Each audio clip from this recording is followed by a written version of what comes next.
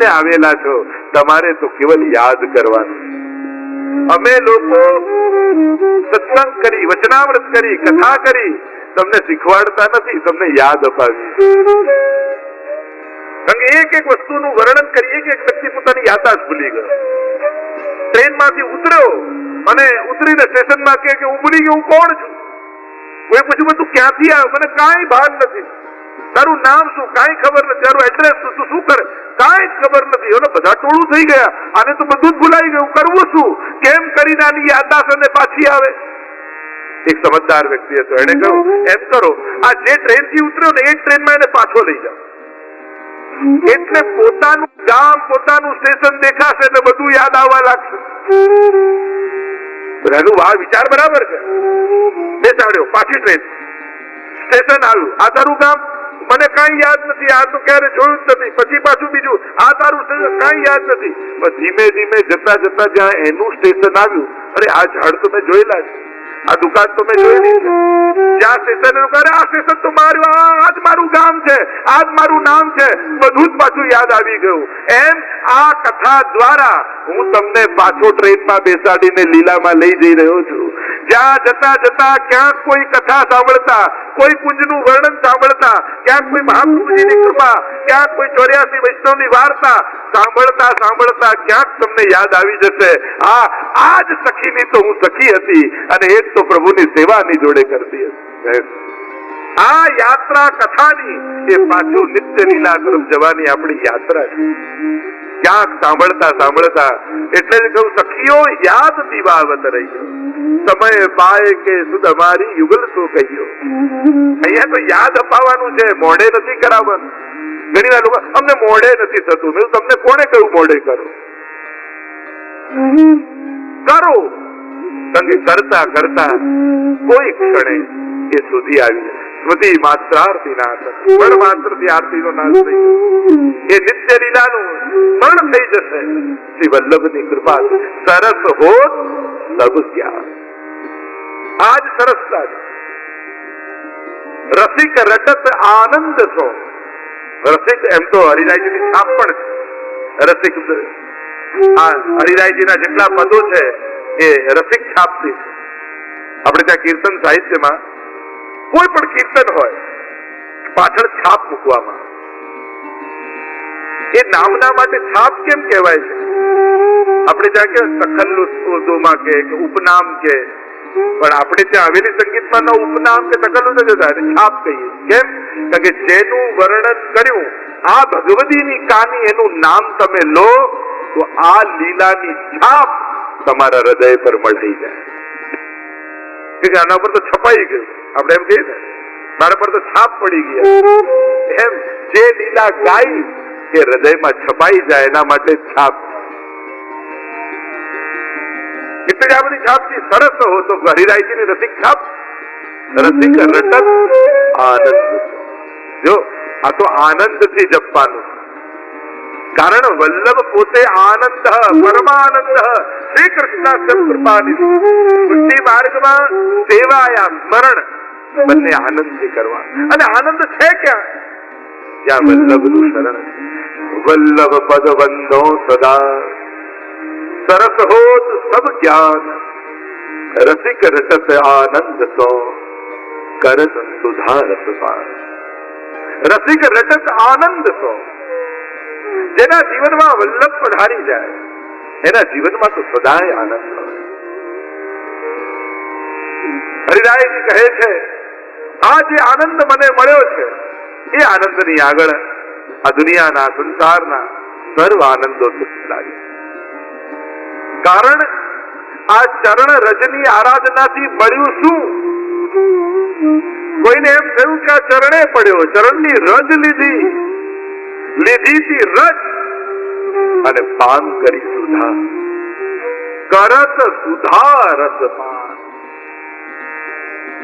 એટલે જ આપણે ત્યાં જયારે ગોવિંદ દામોદર સ્તુતિ આદિ ગાતા હોય, ચિત્ર ક્યાં હૈ? करार विंदे न पदार विंदम मुखार विंदे विनिवेशयन्तम. जिस तरह मार्कंडेय मुनि को प्रलय काल में एक वड़ना बच्चा बनता हुआ प्रभु पહોંચ્યા છે. કેવા છે? બાલકૃષ્ણ પ્રભુના દર્શન થયા છે. અને કેવા દર્શન થયા? કરાર વિંદે પદાર વિંદમ મુખાર વિંદે, ચરણના અંગુષ્ઠને લઈને મોઢામાં પધરાવે. અને તમે ચિત્ર પણ જોયું હશે પ્રાય, ઘણી વાર પત્તા ઉપર બાલકૃષ્ણ પ્રભુ મુખમાં પધરાવે. આપણે એમ જોઈએ દ્રશ્ય તો એક નાનકડું બાળક ચરણ મુખમાં મૂકે, કેવું કે નાનકડું બાળક હોય હસ્તનું અંગૂઠ મુખમાં મૂકે, પગનો અંગૂઠો. આવું કેમ પ્રભુ કરે છે? તો કે વલ્લભ પદ બંધો સદા, સરસ હોત સબ જ્ઞાન, રસિક રટત આનંદ સો, કરત સુધાર સભા. અંગુષ્ઠો કેમ મૂકે છે મુખમાં? કારણ જીવની ગતિ ચરણ સુધી છે, ચરણ રજ પામવા સુધી છે. અને જીવ એમ કહે છે કે પ્રભુ અમે ચરણ સુધી તો પહોંચી શક્યા, હવે આગળ અમારા પ્રયાસ કામ લાગે એવા નથી. એ સુધાનું અમૃત અમને મળે એમ નથી, કારણ કે એવી યોગ્યતા કે પાત્રતા કે અધિકાર કેવા સાધનો અમારી પાસે નથી. ઠાકોરજી કહે તું ના આવી શકે, પણ હું તો પાન કરાવી શકું. એટલે ચરણમાં પડેલા જીવોને પોતાની સુધાના અમૃતનું પાન કરાવવા માટે ઠાકોરજી ચરણને પંગડીને મુખના અંગુષ્ઠમાં મુખમાં નાખે, એ અંગુષ્ઠને મુખમાં પધરાવે અને એના દ્વારા કરત સુધારસ પાન, એ સુધારસનું અમૃત ચરણમાં પડેલા જીવોને અનુભવ કરાવે. કારણ કે વલ્લભના સ્વરૂપની ચર્ચા જયારે આપણે કરી રહ્યા છે, રૂપમ તત ત્રિતયાત્મકમ, તો એ સ્વરૂપની ચર્ચામાં ત્રિતયાત્મક સ્વરૂપમાં શ્રી મહાપ્રભુજીના આ પણ ત્રિતયાત્મક સ્વરૂપ છે. મહાપ્રભુજીને અગ્નિ રૂપ કહેવાય. વિરહાનંદ વૈશ્વાનરાય નમઃ સર્વોત્તમ સ્તોત્રમાં કહ્યું ને, અગ્નિ રૂપ એક મહાપ્રભુજીનું સ્વરૂપ છે. મુખારવિંદ રૂપ છે ને વલ્લભ, મુખાદ અગ્નિ રજાય, જે પુરુષોક્તમાં કહ્યું મુખમાંથી અગ્નિનું પ્રાગટ્ય છે. પણ આ અગ્નિ એટલે કોઈ સાધારણ અગ્નિ નહીં, પણ વિરહાગ્નિ. ગોપીઓના હૃદયમાં જયારે વિરહ અનલ પ્રગટ થાય અને જયારે પુકાર કરે રુદુ રુદુ સુસ્વરમ રાજન કૃષ્ણ દર્શન લાલસા, અને એ વિરહાનલ જયારે પ્રગટ થાય, એ વિરહાગ્નિનું રૂપ શ્રી મહાપ્રભુજી પોતે છે. સાક્ષાત અગ્નિ રૂપ વલ્લભને કહ્યા. એટલે વાર્તા સાહિત્યમાં એવું પણ કરો, એકવાર મહાપ્રભુજીનું મસ્તક થોડું શ્રમિત હતું, દુખતું હતું. કોઈ વૈષ્ણવ લઈને આવ્યું અને યજ્ઞ કુંડની બાજુમાં મહાપ્રભુજી બિરાજેલા છે. જેના જે ઔષધિ અને મહાપ્રભુજીએ લઈને અગ્નિકુંડમાં નાખી અને ઠીક થઈ ગયું. જેના જે આ શું કર્યું? તો કે આ મારું સ્વરૂપ છે, સાક્ષાત અગ્નિ રૂપ શ્રી વલ્લભ. એટલે તો અગ્નિકુંડમાંથી પ્રગટ થયા આપણે એમ કહીએ છીએ કે જયારે મહાપ્રભુજી પ્રગટ અને ચંપારણ્ય હમણાં પ્રાગટ્યનો આપણે ઉત્સવ ઉજવવાના છે, અને અગ્નિકુંડની મધ્યમાં મહાપ્રભુજી દેખાયા. સંકેત એ જ કર્યો, કારણ કે સંકેત હતો યજ્ઞ કુંડમાંથી વચન મળ્યું હતું, એટલે અગ્નિકુંડમાં દેખાયા. અગ્નિરૂપ મહાપ્રભુજી વિરહાનંદ. બીજું એક મહાપ્રભુજીનું સ્વરૂપ, જે રૂપમ સતત ત્રિતયાત્મકની વાત છે, એમાં એક મહાપ્રભુજીના આ સ્વરૂપને પણ કહેવામાં આવે કે વલ્લભનું સ્વરૂપ શું છે? તો કે આ પુષ્ટિ સૃષ્ટિમાં બે પ્રકારની સૃષ્ટિ છે, એક વલ્લભ કુલ, એક વૈષ્ણવ કુલ. અને બે પ્રકારની સૃષ્ટિ માનવામાં આવી, એક બિંદુ સૃષ્ટિ અને બીજી નાદ સૃષ્ટિ. ઠાકોરજીએ રાસ માટે જયારે વેણુનાદ કર્યો અને વેણુનાદનું શ્રવણ કરી ગોપીજનો દોડીને આવ્યા અને નાદ સાંભળીને જે આવ્યા, એ આ વૈષ્ણવી સૃષ્ટિ કહેવામાં આવે, જેને નાદ સૃષ્ટિ કહેવામાં આવે. અને વેણુનાદ કરતી સમયે ઠાકોરજીના અધરમાંથી સુધાના બિંદુઓ સર્યા, ટપક્યા, અને દોડતા જઈને સ્વામિનીજીએ પોતાનો ખોબો ધરી દીધો અને એ બિંદુઓને ઝીલી દીધા, અને એટલામાંથી જે પ્રગટ થઈ એ સ્વામીજીની સૃષ્ટિ, એ વલ્લભ કુલ બિંદુ સૃષ્ટિ કહેવાય. એટલે પુષ્ટિ સૃષ્ટિમાં પણ આ બે સૃષ્ટિ વિશેષ રૂપે આપણે ત્યાં બિંદુ સૃષ્ટિ અને નાદ. તો જે સુધા બિંદુ સર્યા, અમૃત રસ સવયો શ્રી વલ્લભ મુખ માધુરી, તાહી પિયો શ્રી વિઠ્ઠલેશ, અતિ ही अघाय के और रंच दियो दैवी जीवन. तो पद साहित्य में आवे स्वामीजी रूप श्री वल्लभ અને એમના મુખમાંથી જે સુધા સ્વરૂપ અહીં પીઓ વિઠ્ઠલે ગુસાઈજીએ પાઠ કર્યો અને એ જે કુળ પ્રગટ થયું એ વલ્લભ કુળ રંચ દિયો દૈવી જીવન અને દૈવી જીવન એટલે સુધારું શ્રી વલ્લભ કહેવાય. એટલે જ મહાપ્રભુજીની વધાઈમાં એક વધાઈ આવે છે, એસી બંસી બાજી બન ઘન में व्याप रही धुनी महामुनिन की समाधि लागी. ऐसी बंसी बाजी बन घन में व्याप रही.